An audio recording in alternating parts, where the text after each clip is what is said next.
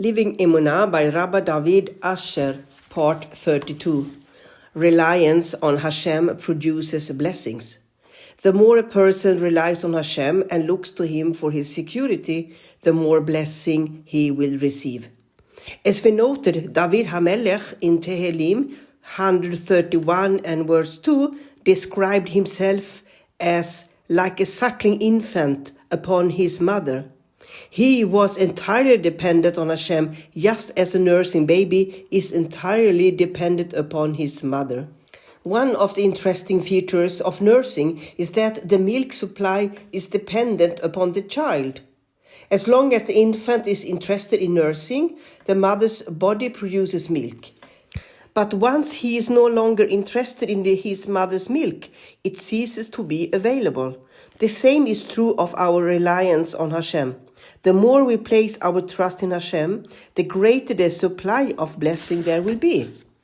It is told that Baal Shem Tov stayed in the home of a man named Shalom during his travels, and the man was thrilled and honored to host such a distinguished rabbi.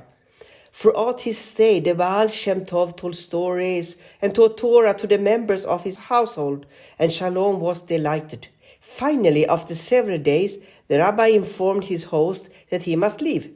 The host pleaded with him to stay, but the Baal Shem Tov insisted that he must leave to raise money for the charitable organizations.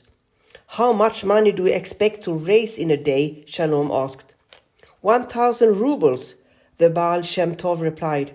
The man offered to donate 1,000 rubles so that the Baal Shem Tov would remain another day, and the rabbi agreed.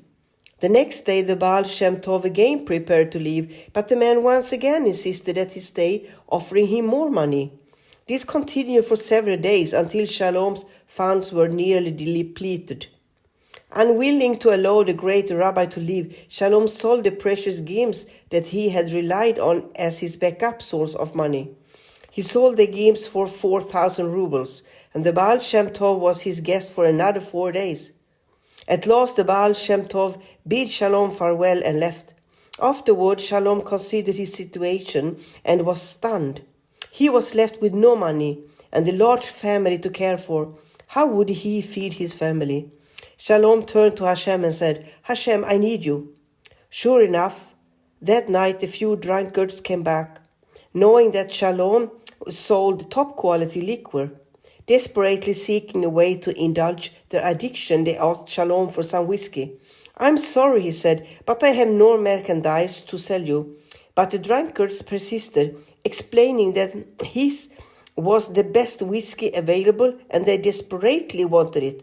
And even if he had run out, they were willing to purchase his empty barrels so they could pour water into it, which would absorb the flavor of the whiskey. He agreed, and they gave him numerous gold coins in exchange for empty barrels. A few years later, the Baal Shem Tov was again traveling through that region, and he came to Shalom's home in order to visit his former host. He knocked on the door, and the person who opened the door was not Shalom. It turned out that Shalom had moved to the wealthier part of town. The rabbi found out where he lived and went to his home. He saw that Shalom now lived in a large palace with a butler and servants. Shalom ran to greet the rabbi and expressed how honored he felt to once again host the great sage. "However," he added, "there's one thing that's been bothering me over the last few years. How could you have left me with no money? How did you take all the money knowing that I would have nothing left and I have a large family?" The Baal Shem Tov explained, "I saw in the heavens that you were destined to attain great wealth, but the pipelines of blessing were blocked because you placed your trust in those precious gems. Once I saw that you were prepared to give away those gems and place your trust in Hashem, I knew that the blessing would soon start pouring in."